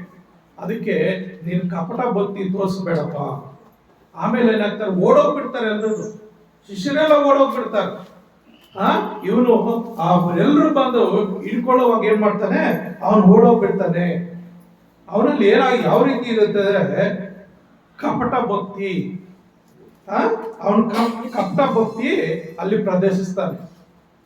ಅನೇಕರು ಹಾಗೆ ಚರ್ಚ್ ಬಂದ್ರೆ ಅವ್ರ ಭಕ್ತಿ ಹೇಳೋಕೆ ಆಗೋದೇ ಇಲ್ಲ. ಒಬ್ಬ ಎಷ್ಟು ಭಕ್ತಿಯಪ್ಪ! ಈ ಕೆಲವು ಸಭೆಗಳಿದೆ, ಈ CSI ಸಭೆಗಳಲ್ಲಿ, ಕಥೋಲಿಕ್ ಸಭೆಗಳಲ್ಲೆಲ್ಲ ಏನ್ ಮಾಡ್ತಾರೆ ಅಂದ್ರೆ, ಅವ್ರ ಚರ್ಚ್ಗೆ ಹೋದ್ರೆ ಇವಾಗ ಎಷ್ಟು ನಿಶಬ್ದ ಇದೆಯೋ ಇನ್ನೂ ನಿಶಬ್ದವಾಗಿರ್ತದೆ. ಒಂದು ಯಾವ್ದಾದ್ರು ಗುಂಪಿನಾಗ್ರೆ ಕೇಳಿಸುತ್ತೆ. ಮಕ್ಕಳು ಕೂಡ ಆಡಿಸೋದಿಲ್ಲ, ಯಾರು ಈ ರೀತಿ ಯಾವುದೇ ಗಲಾಟೆ ಮಾಡಿಸೋಲ್ಲ. ಅಷ್ಟು ನಿಶಬ್ದವಾಗಿ, ಅಷ್ಟು ಶ್ರದ್ಧೆಯಿಂದ ವಾಕ್ಯ ಕೇಳ್ತಾರೆ, ಅಷ್ಟು ಭಕ್ತಿಯಿಂದ ಅಲ್ಲಿ ಕೂತ್ಕೊಳ್ತಾರೆ. ಚರ್ಚ್ ಬಿಟ್ಟು ಆಚೆ ಹೋದ್ರೆ ಸೀದಾ ಯಾರು ಮನೆಗೆ ಹೋಗಲ್ಲ. ಹೆಚ್ಚಾಗಿ ಪುರುಷರೆಲ್ಲನೂ ಡೈರೆಕ್ಟರ್ ಮನೆಗಳಿಗೆ ಹೋಗಲ್ಲ. ಅವ್ರು ಏನ್ ಮಾಡ್ತಾರೆ? ಬೇರೆ ಕಡೆ ಹೋಗ್ತಾರೆ. ಬೇರೆ ಕಡೆ ಹೋಗಿ ಆ ಭಕ್ತಿ ಎಲ್ಲ ಚರ್ಚ್ಗೆ ಬಿಟ್ಟು ಬಿಡ್ತಾರೆ. ಆಮೇಲೆ ಬಂದು ಏನ್ ಮಾಡ್ತಾರೆ? ಅವರು ಬಾರ್ಗಳಿಗೆ ಹೋಗಿ, ಮಟನ್ ಅಂಗಡಿಗಳಿಗೆ ಹೋಗಿ, ಚಿಕನ್ ಅಂಗಡಿಗೆ ಹೋಗಿ, ಎಲ್ಲ ಫುಲ್ಲು ಇವರೇ ದೇವ್ರುಗಳಾಗಿ ಮನೆಗಳಿಗೆ ಹೋಗ್ತಾರೆ. ನಮ್ಮ ಮನೆ ಪಕ್ಕದಲ್ಲಿ ಒಬ್ರು ಒಂದು ಸಂಸಾರ ಇದ್ರು, ಹಳೆ ಮನೆ ಅಂತ. ಅವರು ಕೇಳ್ತೀವಿ ನಾವು, ಏನಮ್ಮ ನೀವೆಲ್ಲಾನು ಎಲ್ಲ ಕುಡಿತೀರಿ, ನೀವೆಲ್ಲ ಹೆಂಗಸರು ಗಂಡಸರು ಎಲ್ಲ ಕುಡಿತೀರಿ ಅಂದ್ರೆ, ಕುಡಿಬಾರ್ದು ಅಂತ ಎಲ್ಲಿದೆ ಬೈಬಲ್ ಅಲ್ಲಿ ಅಂತ. ಕುಡಿಬಾರ್ದು ಅಂತ ಬೈಬಲ್ ಅಂದ್ರೆ ಅವ್ರು ಬೈಬಲ್ಲೇ ಓದಿಲ್ಲ. ಹೊಸ ಒಡಂಬಡಿಕೆಯಲ್ಲಿ ಎಷ್ಟೋ ಕಡೆ ವಾಕ್ಯ ಇದೆ. ಆ ವಾಕ್ಯ ಅವ್ರು ಓದಿಲ್ಲ, ಅವ್ರು ಬೋಧಕರು ಅವ್ರು ಬೋಧಿಸಿಲ್ಲ ಅಂತ ಕೆಲವು ವಾಕ್ಯಗಳೆಲ್ಲ ಅವ್ರು ಬೋಧಿಸೋದಿಲ್ಲ. ಯಾಕಂటే ಹಂಗೆ ಹೇಳ್ತೀಯ? ನಮ್ಮ ಅಯ್ಯವರೇ ಒಂದೊಂದು ಕ್ವಾರ್ಟ್ರು ಒಂದೊಂದು ಕೋಳಿ ಕಟ್ಟು ಓಟ್ ಹಾಕ್ಸ್ಕೊಂಡಿದ್ದಾರೆ. ಅವರು ಎಲೆಕ್ಷನ್ ಮಾಡ್ತಾರೆ, ಒಂದೊಂದು ಕೋಳಿ ಕೊಟ್ಟು ಒಂದೊಂದು ಕ್ವಾರ್ಟರ್ ಕೊಟ್ಟು ಓಟ್ ಹಾಕ್ಸ್ಕೊಂಡಿದ್ದಾರೆ. ಅವರೇ ಕುಡಿಯುವಾಗ ನಾವ್ಯಾಕೆ ಕುಡಿಬಾರ್ದು ಅಂತ ಕೇಳ್ತಾರೆ ಫಸ್ಟ್. ಅಂದ್ರೆ ಅವ್ರದೆಲ್ಲ ಕಪಟ ಭಕ್ತಿ. ಚರ್ಚಲ್ಲಿ ಬಂದ್ರೆ ಭಕ್ತಿ ಇರ್ತಾರೆ, ಆಚೆ ಹೋದ್ರೆ ಅವ್ರ ಭಕ್ತಿನೇ ಬೇರೆ ಆಗಿರ್ತದೆ.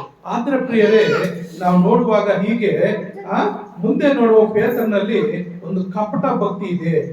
5ನೇದಾಗಿ ನೋಡುವಾಗ ದೂರದಿಂದ, ಅಂದ್ರೆ ಅಷ್ಟು ಎಲ್ರು ಸಾಯ್ಬೇಕಾದ್ರು, ಎಲ್ರು ಬಿಟ್ಟೋದ್ರು ನಾನು ಬಿಟ್ಟೋಗೋದಿಲ್ಲ, ನಿನ್ ಜೊತೆಯಲ್ಲಿ ನಾನು ಸಾಯ್ಬೇಕಾದ್ರೆ ಸಾಯ್ತೀನಿ ಅಂತ ಹೇಳ್ದವನು ಯಾವಾಗ ಯೇಸು ಸ್ವಾಮಿ ನಿಂತ್ಕೊಂಡ್ಬಿಟ್ರು ಶಿಷ್ಯರೆಲ್ಲ ಓಡೋಗ್ಬಿಡ್ತಾರೆ. ಅದರೊಳಗೆ ಇವನ್ ಪೇತ್ರ ಕೂಡ ಓಡೋಗ್ಬಿಡ್ತಾರೆ. 12 ಜನ ಶಿಷ್ಯರು ಓಡೋಗ್ಬಿಡ್ತಾರೆ, ಯೇಸು ಸ್ವಾಮಿ ಒಬ್ಬನ್ನೇ ಬಿಟ್ಟು. ಆದ್ರೆ ಓಡೋದನ್ನು ಮತ್ತೆ ಇವನ್ ಏನ್ ಮಾಡ್ತಾನೆ? ಆಗ್ಲಿ ಯೇಸು ಸ್ವಾಮಿ ಏನ್ ಮಾಡ್ತಾರೋ ನಾನು ಹಿಂಗೆ ಹೇಳ್ಬಿಟ್ಟಿದ್ನಲ್ಲ, ನಿನ್ ಜೊತೆಲಿ ಬೆದಕಾದ್ರೆ ಸಾಯ್ತೀನಿ, ಎಲ್ರೂ ಬಿಟ್ಟೋದ್ರೆ ನಾನು ಬಿಟ್ಟೋಗಲ್ಲ ಅಂತ ಹೇಳಿದ್ನಲ್ಲ. ಆಗಲಿ ಯೇಸು ಸ್ವಾಮಿಗೆ ಏನ್ ಮಾಡ್ತಾರೆ ನೋಡೋಣ ಅಂತ ಹೇಳಿ ಏನ್ ಮಾಡ್ತಾರೆ? 58ನೇ ವಚನ, 58ನೇ ವಚನದಲ್ಲಿ, ಮತ್ತಾಯನ ಬರೆದ ಸುವಾರ್ತೆ 26ನೇ ಅಧ್ಯಾಯ 58ನೇ ವಚನದಲ್ಲಿ ನೋಡ್ರಿ, ಅಲ್ಲಿ ಶಾಸ್ತ್ರಿಗಳು ಹಿರಿಯರು ಕೂಡಿ ಬಂದಿದ್ದರು.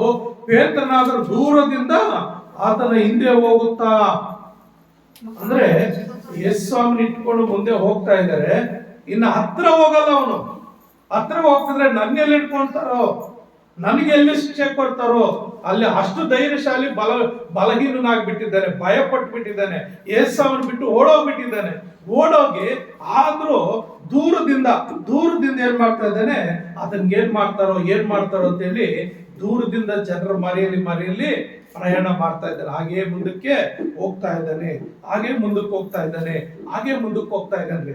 ಹಾಗಾಗಿ ಪ್ರಿಯರೇ, ಅಲ್ಲಿ ಏನಾಗುತ್ತಂದ್ರೆ ಆ ಯೇಸು ಸ್ವಾಮಿನ ಅವನು ಬಿಟ್ಟು ದೂರದಲ್ಲಿ ಅಂತರ ಕಾಯ್ಕೊಳ್ತಾ ಇದ್ದಾನೆ. ಅಲ್ಲಿ ಏನಾಗುತ್ತೋ, ಒಂದು ವೇಳೆ ನಾನು ಹೋಗ್ಬಿಟ್ರೆ ನನಗೇನಾದ್ರೂ ಮಾಡ್ಬಿಟ್ಟಾರು, ನನಗೇನಾದ್ರೂ. ಅನೇಕ ಸಾರಿ ಈ ಕ್ರೈಸ್ತ ಜೀವಿತದಲ್ಲಿ ಕೆಲವ್ರು ನೋಡ್ರಿ, ನೇರವಾಗಿ ಬೈಬಲ್ ಎತ್ಕೊಂಡು ಸಭೆಗೆ ಬರೋದಿಲ್ಲ, ನಾನು ಚರ್ಚಿಗೆ ಹೋಗ್ತೀನಿ ಅಂತ ಬರೋದಿಲ್ಲ. ಯಾಕೆ ಕಾರಣ ಅಂದ್ರೆ, ಎಲ್ಲೋ ಹೋಗ್ತೀನಿ ಅಂತ ಹೇಳಿದ್ರೆ ನಾನು ಚರ್ಚ್ಗೆ ಹೋಗ್ತೀನಿ ಅಂದ್ರೆ ಇನ್ನೇನಾದ್ರು ಅಂದ್ಬಿಡ್ತಾರೇನೋ, ಇನ್ನೇನಾದ್ರು ಗೇಲೆ ಮಾಡ್ಬಿಡ್ತಾರೇನೋ, ಇನ್ನೇನಾದ್ರೂ ಹೇಳ್ಬೇಕಾಗುತ್ತೆ.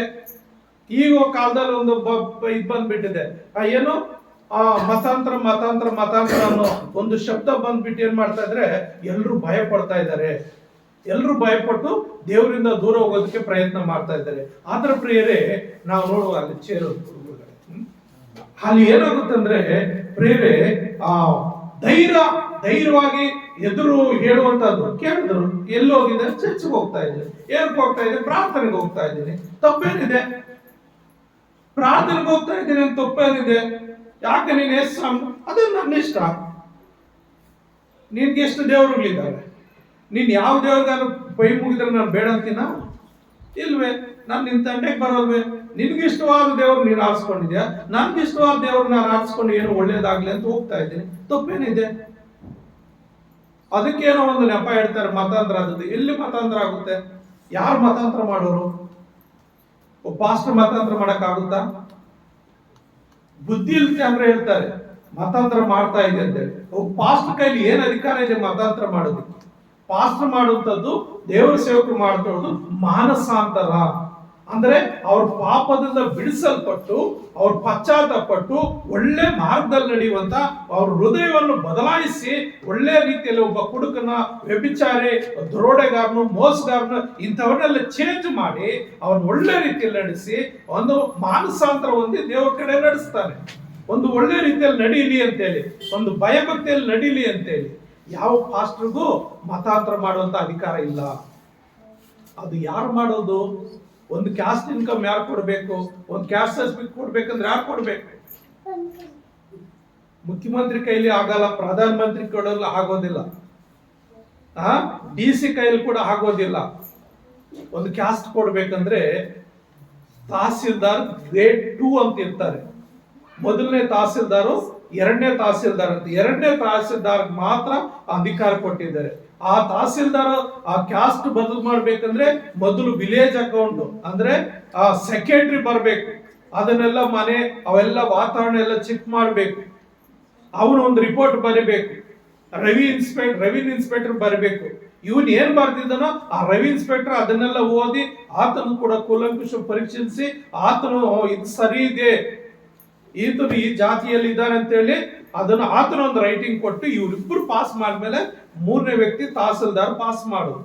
ಅಧಿಕಾರ ತಹಸೀಲ್ದಾರ್ ಮಾತ್ರ ಇದೆ. ಇನ್ ಯಾವ ಪಾಸ್ಟ್ಗೂ ಇಲ್ಲ, ಯಾವ ಜನಾಂಗಕ್ಕೂ ಇಲ್ಲ ಮತಾಂತರ ಮಾಡೋದು, ಕ್ಯಾಸ್ಟ್ ಒಂದು ಬದಲಾವಣೆ ಮಾಡೋದು.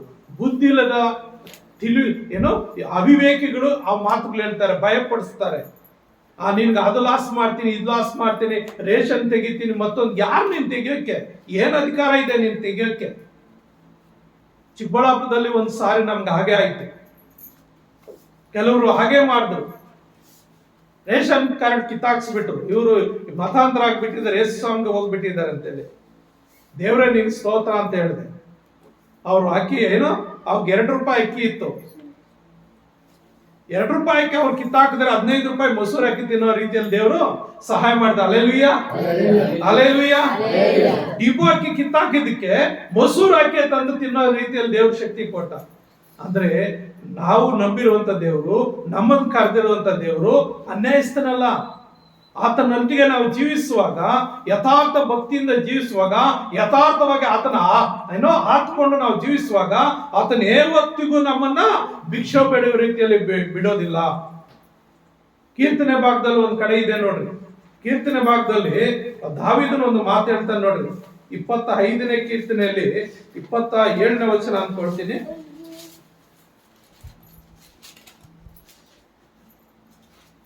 ಸಾರಿ, 25ನೇ ಕೀರ್ತನಲ್ಲ, ಒಂದು ಕಡೆ ಇದೆ. ಅದು ಏನ್ ಹೇಳ್ತಾನೆ? 37ನೇ ಕೀರ್ತನೆ 25ನೇ ವಚನ ಏನ್ ಹೇಳಿದೆ? ಹೋದ್ರೆ ಒಬ್ರು ಗಟ್ಟಿಯಾಗಿ ಹೋದ್ರಿ. ದಾವೀದನು ಹೇಳುವಂತ ಮಾತು, ನಾನು ಬಾಲಕನಾಗಿದ್ದೇನು, ಈಗ ವೃದ್ಧನಾಗಿದ್ದೇನೆ, ಈವರೆಗೂ ನೀತಿವಂತನು ದಿಕ್ಕಿಲ್ಲದೆ ಬಿದ್ದಿರುವುದನ್ನಾಗಲಿ ಅವನ ಸಂತತಿಯವರು ಭಿಕ್ಷೆ ಬೇಡಿ ತಿನ್ನುವುದನ್ನಾಗಲಿ ನೋಡಲಿಲ್ಲ. Hallelujah, hallelujah. ದೇವರು ನಂಬಿದ ಮಕ್ಕಳು ಯಾವತ್ತೂ ಭಿಕ್ಷೆಗಾರನಾಗಿ ದೇವರು ಬಿಡೋದಿಲ್ಲ.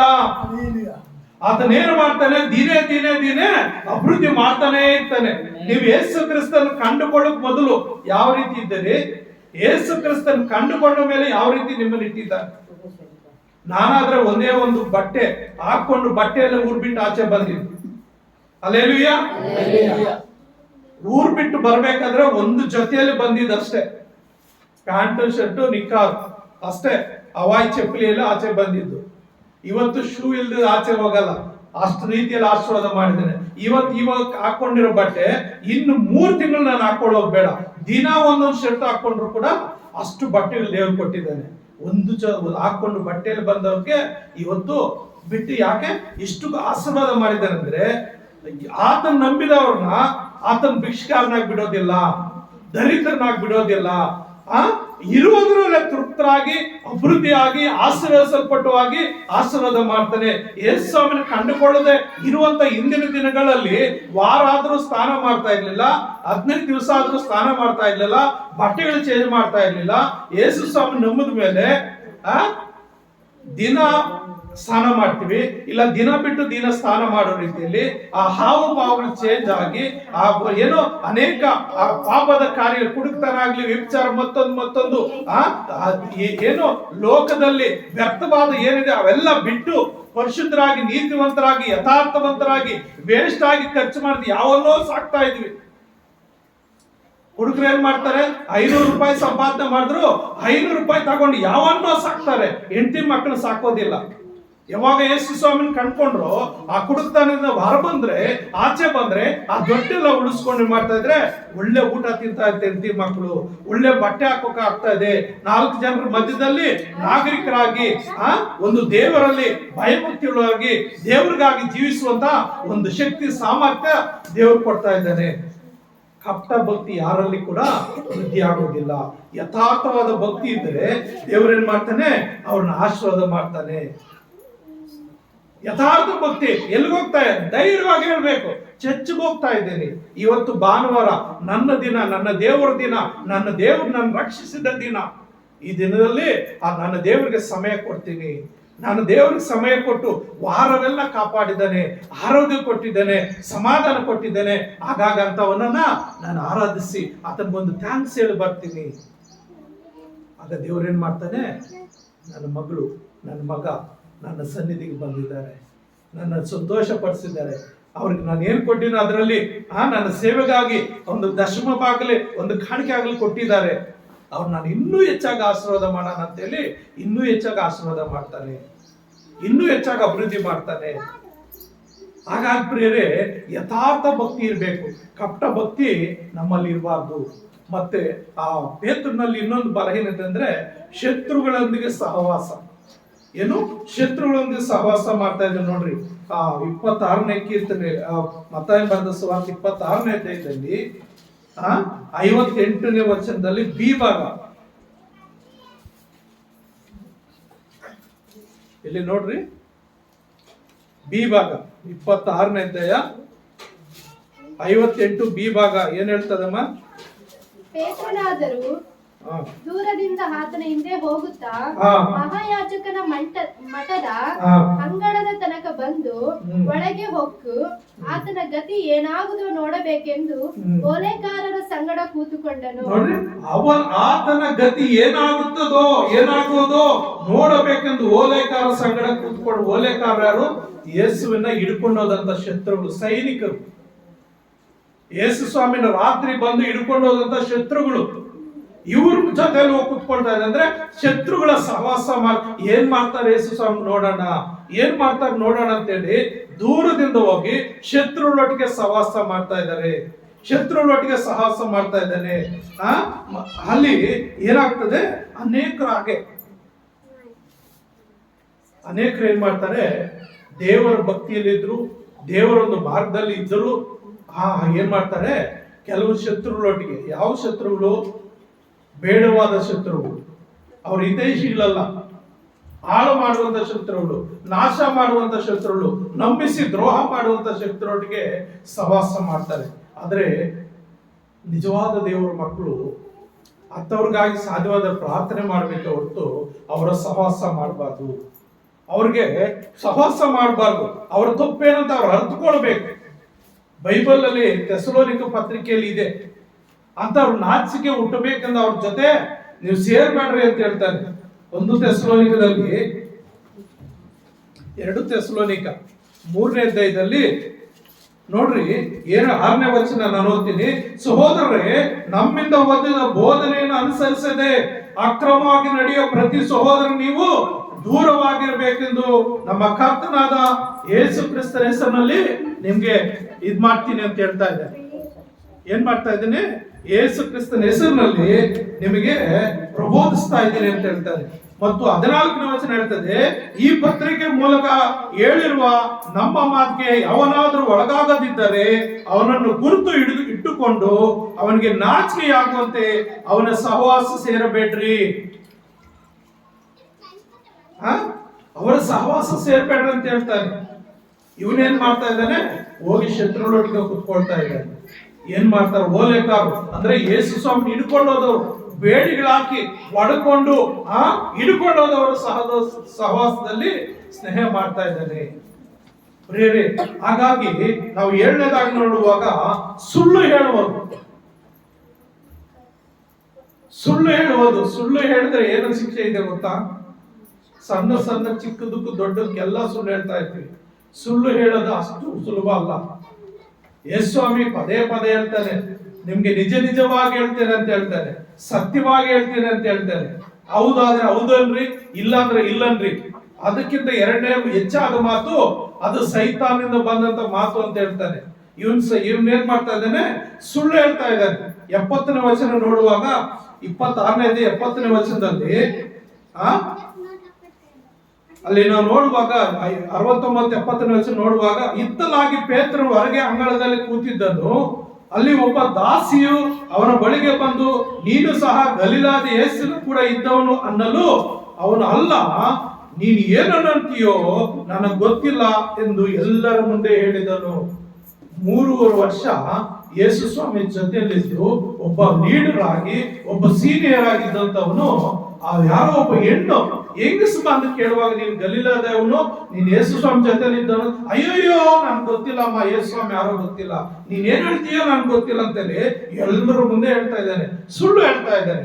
ಇನ್ನೊಂದು ಸಾರಿ ಹೇಳ್ತಾನೆ ನೋಡ್ರಿ, ಅದೇ ಸುಳ್ಳು 72 73ನೇ ವಚನದಲ್ಲಿ ನೋಡುವಾಗ, ಅವನು ತಿರುಗಿ ಅಲ್ಲ, ಆ ಮನುಷ್ಯನು ನಾನೇನೇನು ಎಂದು ಆಣೆ ಇಟ್ಟು ಹೇಳಿದನು. ಏನೋ ಆ ಮನುಷ್ಯನ ಯಾರೋ ನಾನು ಅರಿಯನು. ಏನೋ 71ನೇ ವಚನ, ಮತ್ತೊಬ್ಬಳು ಅವನನ್ನು ಕಂಡು ಅಲ್ಲಿರುವವರಿಗೆ, ಇವನು ನಜರೇತ್ ಯೇಸುನು ಕೂಡ ಇದ್ದವನು ಎಂದು ಹೇಳಿದಳು. ಅವನು ತಿರುಗಿ, ಅಲ್ಲ, ಆ ಮನುಷ್ಯನು ನಾನು ಅರಿಯನು ಎಂದು ಆಣೆ ಇಟ್ಟುಕೊಂಡು ಹೇಳಿದನು. ಸುಳ್ಳು. ಒಂದು ಸಾರಿ ಸುಳ್ಳು ಹೇಳಿದ್ದಾನೆ, ಮತ್ತೆ 2ನೇ ಸಾರಿ ಸುಳ್ಳು ಹೇಳ್ತಾ ಇದ್ದಾನೆ, 3ನೇ ಸಾರಿ ಕೂಡ ಸುಳ್ಳು ಹೇಳ್ತಾನೆ. ನೋಡಿ 73ನೇ ವಚನದಲ್ಲಿ ಹೇಳ್ತದೆ, ಸ್ವಲ್ಪ ಹೊತ್ತಿನ ಮೇಲೆ ಅಲ್ಲಿ ನಿಂತವರು ಮುಂದೆ ಬಂದು ಪೇತ್ರನಿಗೆ, ನಿಶ್ಚಯವಾಗಿ ನೀನು ಸಹ ಅವರಲ್ಲಿ ಒಬ್ಬನು, ನೀನು ನಿನ್ನ ಭಾಷೆ ನೀನನ್ನು ಗಲಿಲಾಯದವನೆಂದು ತೋರಿಸಿಕೊಡುತ್ತದೆ ಎಂದು ಹೇಳಲಾಗಿ, ಅವನು ಆ ಮನುಷ್ಯನನ್ನು ನಾನರಿಯನು ಎಂದು ಹೇಳಿ ಶಾಪ ಹಾಕಿಕೊಳ್ಳುವುದಕ್ಕೂ ಆಣೆ ಇಟ್ಟುಕೊಳ್ಳುವುದಕ್ಕೂ ಪ್ರಾರಂಭಿಸಿದನು. ಕೂಡಲೇ ಕೋಳಿ ಕೂಗಿತು. ಹಲ್ಲೆಲೂಯಾ.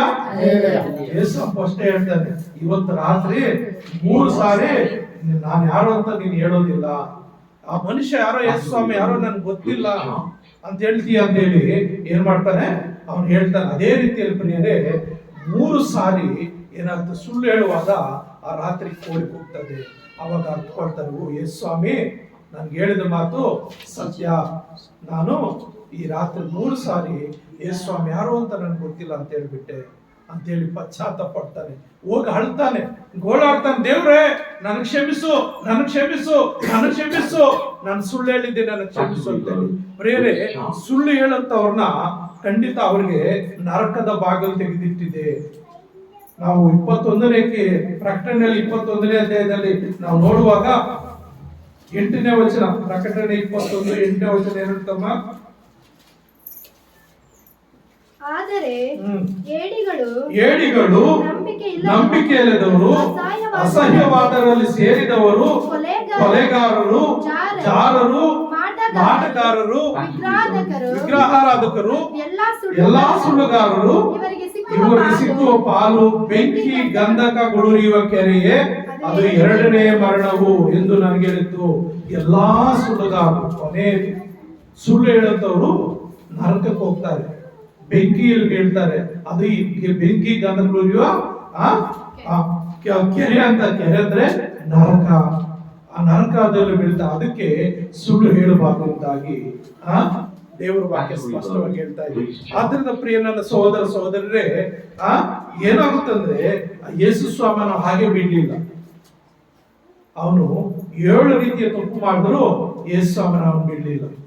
ಆತನ ಏನ್ ಹೇಳ್ತಾನೆ, ಮತ್ತೆ ಅವನು ಪೇತ್ರನ ಕರೆದು, ನೀನ್ ನನ್ನ ನಂಬ್ತೀಯಾ, ನನ್ನ ನಂಬ್ತೀಯಾ ಅಂತ ಹೇಳಿ ಅಲ್ಲಿ ಕೇಳ್ತಾನೆ ನೋಡಿ. ಕೇಳಿ 21ನೇ ಯೋಹಾನ ಬರೆದ ಸುವಾರ್ತೆಯಲ್ಲಿ 21ನೇ ಅಧ್ಯಾಯ ಕೊನೆಯ ವಚನಗಳಲ್ಲಿ ನಾವು ನೋಡುವಾಗ ಅದೇನಾಗುತ್ತಂದ್ರೆ,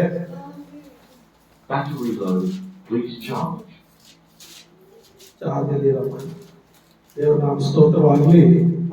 ಇಲ್ಲಿ ಏನಾಗುತ್ತಂದ್ರೆ 21ನೇ ಅಧ್ಯಾಯ ಯೋಹಾನ ಬರೆದ ಸುವಾರ್ತೆ 21ನೇ ಅಧ್ಯಾಯ 15ನೇ ವಚನದಿಂದ ನಾವು ನೋಡುವಾಗ, ಅವರು ಊಟ ಮಾಡಿದ ಮೇಲೆ ಯೇಸು ಸೀಮೋನ ಪೇತ್ರನು, ಯೋಹಾನ ಮಗನಾದ ಸೀಮೋನನೇ, ನೀನು ಇವರಿಗಿಂತ ಹೆಚ್ಚಾಗಿ ನನ್ನ ಮೇಲೆ ಪ್ರೀತಿ ಇಟ್ಟಿದ್ದೀಯೋ ಎಂದು ಕೇಳಲು ಅವನು, ಹೌದು ಸ್ವಾಮಿ, ನಿನ್ನ ಮೇಲೆ ಮಮತೆ ಇಟ್ಟಿನೆಂಬುದು ನೀನೇ ಬರೆ ಅಂದನು. ಆತನು ಅವನಿಗೆ, ನನ್ನ ಕುರಿಗಳನ್ನು ಮೇಯಿಸು. ಏನು ನನ್ನ ಕುರಿಗಳನ್ನು ಮೇಯಿಸು ಅಂದ್ರೆ ಯೌವನದಲ್ಲಿರುವಂತ ಯೆಹೋವನ ಕುರುಬನು ಕೊರತೆ ಪಡದಂತ ಅಂದ್ರೆ ದೇವ್ರ ಕುರುಬನಾಗಿರ್ತಾನೆ, ಇಲ್ಲ ಆತನ ಸೇವಕನ ಕುರುಬನಾಗಿರ್ತಾನೆ, ವಿಶ್ವಾಸಿಗಳು ಕುರಿಗಳಾಗಿರ್ತಾರೆ. ಅಂದ್ರೆ ವಿಶ್ವಾಸಿಗಳನ್ನ ಯಾವುದೇ ರೀತಿಯಲ್ಲಿ ಅವ್ರನ್ನ ಅಲಸ್ಯ ಮಾಡದೆ ಅವ್ರನ್ನ ಪ್ರಾರ್ಥನೆ ನಡೆಸಬೇಕು, ಪ್ರತಿ ವಾರ ಅವ್ರನ್ನ ಸಭೆಗೆ ಕೂಡಿಸ್ಬೇಕು, ಅವ್ರ ವಾಕ್ಯದಿಂದ ಬೋಧಿಸ್ಬೇಕು. ಯಾವುದೇ ಕಾರಣಕ್ಕೂ ಅವರು ದಾರಿ ತಪ್ಪು ಹೋಗ್ಬಾರ್ದು ಎಂಬುದಾಗಿ ಏನ್ ಮಾಡ್ತಾ ಇದೆ ಪ್ರಿಯರೇ, ಅಲ್ಲಿ ವಾಕ್ಯದಿಂದ ಎಚ್ಚರಿಸಲ್ಪಡ್ತಾ ಇದೆ. ಆ ವಾಕ್ಯದಿಂದ. 2ನೇದಾಗಿ ನೋಡ್ತೇನೆ, ನೀನು ಮಮತೆ ಇಟ್ಟಿದ್ಯಾ ಅಂತ ಕೇಳಲು, ಹೌದು ಸ್ವಾಮಿ, ನಿನ್ನ ಮೇಲೆ ಮಮತೆ ಇಟ್ಟೆನೆಂದು ನೀನೇ ಬಲೆ ಅಂದನು. ಆತನು ಅವನಿಗೆ, ನನ್ನ ಕುರಿಗಳನ್ನು ಕಾಯಿ. ಅಲ್ಲಿ ಕುರಿಗಳನ್ನು ಮೇಯಿಸಂತಾನೆ. ಅಂದ್ರೆ ವಾಕ್ಯದ ಮುಖಾಂತರನ ಬಲವಾಗಿ ನಿಲ್ಲಿಸು, ವಾಕ್ಯದ ಮುಖಾಂತರನ ಯಾವುದೇ ರೀತಿಯಲ್ಲಿ ದಾರಿ ತಪ್ಪದ ಹಾಗೆ ದೇವರ ವಾಕ್ಯಗಳಲ್ಲಿ ನಡೆಸಂತಾನೆ. ಮತ್ತು 2ನೇದಾಗಿ ಕಾಯಿ ಅಂದ್ರೆ ಯಾವುದೇ ರೀತಿಯ ಸೈತಾನನ ಅವ್ರನ್ನ ಹಿಡ್ಕೊಂಡು ಹೋಗದೆ, ದುರಾತ್ಮನ ಅವನನ್ನು ಹಿಡ್ಕೊಳ್ಳದೆ ಸೈತಾನ ಅವ್ರ ಮೇಲೆ ಕುತಂತ್ರಗಳು ತಂದು ನಾನಾ ರೀತಿ ಆಸೆ ಆಕಾಂಕ್ಷೆಯನ್ನು ತೋರಿಸಿ ಈ ಮಧ್ಯದಲ್ಲಿ ಏನಾಗೋಗ್ತಾ ಇದೆ, ಸೈತಾನ ಹಲವಾರು ಆಲೋಚನೆ ಕೊಡ್ತಾ ಇದ್ದಾನೆ. ಹಲವಾರು ರೀತಿ ಆಲೋಚನೆ ಕೊಟ್ಟು ದಾರಿ ತಪ್ಪುವ ರೀತಿಯಲ್ಲಿ ಬೇರೆ ಬೇರೆ ಸೈತಾನ ಎಳ್ಕೊಂಡು ಹೋಗ್ಬಿಡ್ತಾ ಇದ್ದಾನೆ. ಅಂದ್ರೆ ದೇವರಿಂದ ದೂರ ಮಾಡ್ತಾ ಇದ್ದಾನೆ. ಅದಕ್ಕಾಗಿ ಯಾವುದೇ ಕಾರಣಕ್ಕೆ ಅವರು ದೂರ ಆಗದಂತೆ ಅವರಿಗೆ ಪ್ರತಿದಿನ ವಾಕ್ಯದಿಂದ ಬೋಧಿಸಿ ಮತ್ತು ಅವ್ರ ವಾಕ್ಯದಲ್ಲಿ ಬೆಳೆಸುತ್ತಾ ದಾರಿ ತಪ್ಪುವುದೋ ಹಾಗೆ, ಅವ್ರ ದಾರಿ ತಪ್ಪಿ ಹೋಗದ ಹಾಗೆ ಅವ್ರ ನೀನು ಕಾಯಿ ಅಂತ ಹೇಳ್ತಾ ಇದ್ದೇನೆ. 3ನೇದಾಗಿ ಕೂಡ ಅದಿಗೆ ಕೇಳ್ತಾನೆ, ನನ್ನ ಮೇಲೆ ಮಮತೆ ಇಟ್ಟಿದೆ ಅಂತ 3ನೇ ಸಾರಿ ಕೇಳುವಾಗ ತನ್ನನ್ನು ಕೇಳಿದಕ್ಕೆ ಪೇತ್ರ ದುಃಖಪಟ್ಟು, ಸ್ವಾಮಿ, ನೀನು ಎಲ್ಲಾ ಬಲ್ಲೆ, ನಿನ್ನ ಮೇಲೆ ನಾನು ಮಮತೆ ಇಟ್ಟೆನೆಂದು ನಿನಗೆ ತಿಳಿದ ಅಂದನು. ಅವನಿಗೆ ಯೇಸು, ನನ್ನ ಕುರಿಗಳನ್ನು ಮೇಯಿಸು ಅಂತ ಹೇಳ್ತಾನೆ. ಅಂದ್ರೆ ಆ ಕುರಿಯನ್ನ ಮೇಯಿಸು, ಕುರಿಮರಿಗಳನ್ನ ಮೇಯಿಸು, ಆ ಕಾಯಿ ಅಂದ್ರೆ 3 ಸಾರಿ ಹೇಳ್ತಾನೆ. ಹೇಳಿ ಸಭೆಯನ್ನ ನೀನು ಯಾವುದೇ ಕಾರಣಕ್ಕೂ ಬಿದ್ದು ಹೋಗಲಾಗಿ ನೀನು ನಡೆಸುವುದಾಗಿ ಅವನು ಎಬ್ಬಿಸಿ ನಿಲ್ಲಿಸುವ ಆತನಾಗಿದ್ದೇನೆ. ಅದರ ಪ್ರಿಯ ನನ್ನ ಸಹೋದರರೇ, ಪೇತ್ರನಲ್ಲಿ 7 ರೀತಿಯ ದೇವರಿಗೆ ವಿರುದ್ಧವಾದ ಕಾರ್ಯಗಳಿದ್ರು. ಯೇಸು ಏನ್ ಮಾಡಿದನು, ಅವನು ಬಿಟ್ಟು ಬಿಡ್ಲಿಲ್ಲ, ಮತ್ತೆ ಕರೆದು ಮತ್ತೆ ಆತನ ಸರಿಯಾದ ಮಾರ್ಗದಲ್ಲಿ ನಡೆಸ್ತಾ ಇದ್ದ. ಹಾಗೆ ಆ ಮತ್ತಾಯ ಬರೆದ ಸುವಾರ್ತೆ 11ನೇ ಅಧ್ಯಾಯ 28-29 ವಚನಗಳು ಹೇಳ್ತಾನೆ, ಎಲೇ ಕಷ್ಟಪಡುವವರೇ, ಹೊರೆ ಹೊತ್ತವರೇ, ನೀವೆಲ್ಲರೂ ನನ್ನ ಬಳಿಗೆ ಬನ್ರಿ, ನಾನು ನಿಮ್ಗೆ ವಿಶ್ರಾಂತಿ ಕೊಡ್ತೇನೆ. ನನ್ನ ನಗು ಹೌರವಾದದ್ದು, ಮೃದುವಾದದ್ದು, ನೀವು ಬಂದು ನನ್ನಲ್ಲಿ ಕಲಿತ್ಕೊಡ್ರಿ ಅಂತ. ಅಂದ್ರೆ ಈ ಲೋಕವನ್ನ, ಲೋಕದ ಆಸೆಗಳಿಗೆ ಒಳಗಾಗ್ಬೇಡ್ರಿ. ಈ ಲೋಕದಲ್ಲಿ ಇಷ್ಟವರೆಗೂ ಪಾಪದ ಭಾರ ಹೊತ್ತಿದ್ದೀರಿ, ಶಾಪಗಳು ಹೊತ್ಕೊಂಡಿದ್ದೀರಿ, ಕಷ್ಟ ಪಡ್ತಾ ಇದ್ದೀರಿ, ಶ್ರಮೆ ಕೊಡ್ತಾ ಇದ್ದೀರಿ, ಬೆವರು ತೋರಿಸ್ತಾ ಇದ್ದೀರಿ. ಆ ಕಷ್ಟಪಟ್ಟು ಯಾವುದು ಪ್ರಯೋಜನ ಇಲ್ಲದೆ ವ್ಯರ್ಥವಾಗಿ ಜೀವಿಸ್ತಾ ಇದ್ದೀರಿ. ನೀವೆಲ್ಲರೂ ನನ್ನ ಬಳಿಗೆ ಬನ್ರಿ, ನಾನು ನಿಮ್ಮನ್ನ ಸಮಾಧಾನದಿಂದ ನಡೆಸ್ತೇನೆ, ನಿಮ್ಮ ಪಾಪಗಳನ್ನು ಬಿಡಿಸ್ತೇನೆ, ನಿಮ್ಮ ಕಷ್ಟಗಳನ್ನು ಬಿಡಿಸ್ತೇನೆ, ನಿಮ್ಮನ್ನ ಒಳ್ಳೆ ಮಾರ್ಗದಲ್ಲಿ ನಡೆಸಿ ನಿತ್ಯ ರಾಜ್ಯಕ್ಕೆ ನಾನು ಸೇರಿಸ್ತೇನೆ ಅಂತೇಳಿ ಆತನ ಕೈ ಚಾಚಿ ಪ್ರತಿಯೊಬ್ಬರನ್ನು ಕರೀತಾ ಇದ್ದಾನೆ, ಪ್ರತಿಯೊಬ್ಬರು ಕರೀತಾ ಇದ್ದಾನೆ. ಆದ್ದರಿಂದ ಪ್ರಿಯ ನನ್ನ ಸಹೋದರ ಸಹೋದರಿ, ದೇವರ ಮಾತಿಗೆ ಶಬ್ದ ಕಿವಿ ಕೊಟ್ರೆ, ಆ ದೇವರ ಶಬ್ದಕ್ಕೆ ಯಾರು ಕಿವಿ ಕೊಡ್ತಾರೋ, ಆತನ ಮಾತಿಗನುಸಾರವಾಗಿ ಯಾರು ನಡೀತಾರೋ ಅವ್ರನ್ನೇನ್ ಮಾಡ್ತಾನೆ, ಅದನ್ನ ಎಂದಿಗೂ ಕೈ ಬಿಡದೆ ತಾನು ಈ ಲೋಕದಲ್ಲಿ ಜೀವಿಸೋ ಕಾಲವೆಲ್ಲ ಜೊತೆಗಾರನಾಗಿದ್ದು ನಡೆಸ್ತಾನೆ. ಮುಂದೊಂದು ದಿನ ನಿತ್ಯ ರಾಜ್ಯದಲ್ಲಿ ಸೇರಿಸುವ ಆತನಾಗಿದ್ದಾನೆ. ಯುಗ ಯುಗಾಂತರಗಳು ಜೀವಿಸುವಂತ ಆ ರಾಜ್ಯದಲ್ಲಿ ಅದಕ್ಕಾಗಿ ನಿನಗೋಸ್ಕರ ನನಗೋಸ್ಕರ ನಾನಾ ವಿಧಗಳಲ್ಲಿ ತಪ್ಪಿ ಹೋದ ನಮ್ಮನ್ನ ಹುಡುಕಿ ರಕ್ಷಿಸಿ ಪರಲೋಕದಲ್ಲಿ ಸೇರಿಸೋದಕ್ಕಾಗಿ, ನಿನಗೋಸ್ಕರ ನನಗೋಸ್ಕರ ಆ ಕಲ್ವಾರಿ ಶಿಲುಬೆಯಲ್ಲಿ ರಕ್ತ ಸುರಿಸೋದಕ್ಕಾಗಿ ಆತನ ಪರಲೋಕದ ಮಹಿಮೆಯನ್ನು ಬಿಟ್ಟು ಈ ಭೂಲೋಕಕ್ಕೆ ಮನುಷ್ಯ ಕುಮಾರನಾಗಿ ಬಂದಿದ್ದಾನೆ. ಯಾಕಂದ್ರೆ ಮನುಷ್ಯನ ಪಾಪ ಬಿಡುಗಡೆ ಆಗ್ಬೇಕಂದ್ರೆ ಮನುಷ್ಯನ ರಕ್ತನೇ ಚೆಲ್ಲಬೇಕು, ಅದು ಪರಿಶುದ್ಧ ರಕ್ತವಾಗಿರ್ಬೇಕು. ಆ ಪರಿಶುದ್ಧ ರಕ್ತ ಯೇಸು ಕ್ರಿಸ್ತನ್ ಬಿಟ್ರೆ ಬೇರೆ ಯಾರಿಗೂ ಇಲ್ಲ. ಹಾಗಾಗಿ ಪ್ರಿಯರೇ, ಆ ಯೇಸು ಕ್ರಿಸ್ತನ್ ನಂಬುವಾಗ ಆತನ ಏನ್ ಮಾಡ್ತಾನೆ, ನಮ್ಮಲ್ಲಿರೋ ಎಲ್ಲ ಬಲಹೀನ ತೆಗೆದುಹಾಕಿ ಪರಲೋಕ ರಾಜ್ಯಕ್ಕೆ ಆತನ ನಡೆಸುವ ಆತನಾಗಿದ್ದಾನೆ, ನಿತ್ಯ ಜೀವಿತಕ್ಕೆ ನಡೆಸುವ ಆತನಾಗಿದ್ದಾನೆ. ಪ್ರತಿಯೊಬ್ಬರಲ್ಲಿ ಹೆಚ್ಚು ಕಡಿಮೆ ಏನಿಲ್ಲ. ರೋಮ 3:23 ಏನ್ ಹೇಳ್ತದೆ, ಹೆಚ್ಚು ಕಡಿಮೆ ಏನಿಲ್ಲ, ಎಲ್ಲರೂ ಪಾಪ ಮಾಡಿ ದೇವರ ಮಹಿಮೆಯನ್ನು ಹೊಂದಿ ಹೋಗಿದ್ದಾರೆ. ಯೋಹಾನ ಬರೆದ ಸುವಾರ್ತೆ 14:6 ಹೇಳ್ತದೆ, ನಾನೇ ಮಾರ್ಗವು ಸತ್ಯವೂ ಜೀವವಾಗಿದ್ದೇನೆ, ನನ್ನ ಮೂಲಕವಾಗಿ ಹೊರತು ಯಾರು ತಂದೆ ಬಳಿಗೆ ಬರೋದಿಲ್ಲ ಅಂತ ಹೇಳಿದೆ. ಯೇಸು ಕ್ರಿಸ್ತನೇ ಮಾರ್ಗವಾಗಿದ್ದಾನೆ. ಆ ಯೇಸು ಕ್ರಿಸ್ತನ ಮಾರ್ಗದಲ್ಲಿ ನೀನು ನಾನು ನಾವೆಲ್ಲರೂ ಜೀವಿಸುವಾಗ ಆತನ ಮುಖಾಂತರ ತಂದೆ ಬಳಿಗೆ ನಮ್ಮನ್ನು ಸೇರಿಸುವ ಆತನಾಗಿದ್ದಾನೆ, ನಿತ್ಯ ಜೀವಿತಕ್ಕೆ ಸೇರಿಸುವ ಆತನಾಗಿದ್ದೇನೆ. ಆದ್ದರಿಂದ ಪ್ರಿಯ ನನ್ನ ಸಹೋದರ ಸಹೋದರಿ, ಈ ವಾಕ್ಯವನ್ನು ಕೇಳುವ ನಾನು ಪ್ರಿಯ ಸಹೋದರ ಸಹೋದರಿ, ನಿನ್ನಲ್ಲಿ ಯಾವುದೇ ಒಂದು ಬಲಹೀನತೆ ಇದ್ದರು ನೀನು ದೇವರ ಮುಂದೆ ಒಪ್ಕೋ, ಆ ಯೇಸು ಕ್ರಿಸ್ತನ ಮುಂದೆ ಒಪ್ಕೋ. ಆತ ನಿನ್ನೆಲ್ಲ ಪಾಪ ಅಪರಾಧಗಳನ್ನ ಬಲಹೀನತೆ ತೆಗೆದುಹಾಕಿ ಆತನಲ್ಲಿರುವಂತ ಶಕ್ತಿ ಸಾಮರ್ಥ್ಯ ಕೊಟ್ಟು, ಆತನಲ್ಲಿರುವ ಪ್ರೀತಿ ನಂಬಿಕೆಗಳನ್ನು ಕೊಟ್ಟು, ಆತನ ನಿನ್ನೊಂದಿಗೆ ಇದ್ದು ಆತ್ಮನ ಮುಖಾಂತರ ನಡೆಸಿ ನೀನು ಉಸಿರಿರೋ ತನಕ ಈ ಲೋಕದಲ್ಲಿ ನಿನಗೆ ಸಂರಕ್ಷಕನಾಗಿದ್ದು ನಿತ್ಯ ಜೀವಿತಕ್ಕೆ ಸೇರಿಸುವ ಆತನಾಗಿದ್ದಾನೆ. ಅದಕ್ಕಾಗಿ ಆತನ ಕರೀತಾ ಇದ್ದಾನೆ, ನನ್ನ ಬಳಿಗೆ ಬರೋರನ್ನ ನಾನು ತಳ್ಳಿ ಬಿಡುವುದಿಲ್ಲ ಅಂತ ಹೇಳ್ತಾನೆ. ನನ್ನ ಬಳಿಗೆ ಬರೋರು ನಾನು ತಳ್ಳಿ ಬಿಡುವುದಿಲ್ಲ, ನಾನು ಕೈ ಹಿಡಿದು ನಡೆಸ್ತೇನೆ ಅಂತ ವಾಗ್ದಾನ ಮಾಡುವಂತನಾಗಿದ್ದೇನೆ. ಅಂತ ದೇವಾದಿ ದೇವರ ಮೇಲೆ ನಂಬಿಕೆ ಇಡ್ರಿ, ದೇವರು ನಮ್ಮನ್ನು ಆಶೀರ್ವದಿಸಲಿ. ಪ್ರಾರ್ಥನೆ ಮಾಡಿಕೊಳ್ಳೋಣ. ನಮ್ಮನ್ನು ಬಹಳವಾಗಿ ಪ್ರೀತಿಸುವಂತ ನಮ್ಮ ತಂದೆಯಾದ ದೇವರೇ, ನಿನ್ನ ಪರಿಶುದ್ಧವಾದ ನಂಬಿಕೆ ಸ್ತೋತ್ರ ವಂದನೆ ಸ್ವಾಮಿ. ನನ್ನ యేసయ్య, ನನ್ನ ದೇವರೇ, ನನ್ನ ರಕ್ಷಕನೇ, ನೀನು ಒಳ್ಳೆಯವನಪ್ಪ, ನೀನು ಒಳ್ಳೆ ಕಾರ್ಯ ಮಾಡಂತ ದೇವರಪ್ಪ. ಅದಕ್ಕಾಗಿ ನೀನು ಸ್ತೋತ್ರ ಸ್ವಾಮಿ ವಂದನೆಪ್ಪ. ಪೇತ್ರನಲ್ಲಿದ್ದಂತ 7 ಬಲಹೀನತೆಗಳನ್ನಪ್ಪ ಮರೆತು ಸ್ವಾಮಿ ಅವನು ಪ್ರೀತಿಸಿ ಅವನಿಗೊಂದು ಒಳ್ಳೆ ಜವಾಬ್ದಾರಿ ಕೊಟ್ಟು ತನ್ನ ಸಭೆಯನ್ನ ಕಟ್ಟುವಂತೆ, ತನ್ನ ಮಕ್ಕಳನ್ನ ದೇವರ ರಾಜ್ಯಕ್ಕೆ ಸೇರಿಸುವಂತೆ ಅನೇಕ ಅದ್ಭುತ ಕಾರ್ಯ ಪೇತ್ರನ ಮುಖಾಂತರ ಮಾಡಿಸಿದ ದೇವರೇ ಅಪ್ಪ. ಸಭೆಯಾಗಿ ಸೇರಿ ಬಂದ ನಿನ್ನ ಮಕ್ಕಳೊಟ್ಟಿಗೆ ಯಾವುದೇ ಒಂದು ಬಲಹೀನತೆ ಇದ್ದರೂ ನಿನಗೆ ವಿರುದ್ಧವಾದ ಕಾರ್ಯಗಳು ಯಾವುದೇ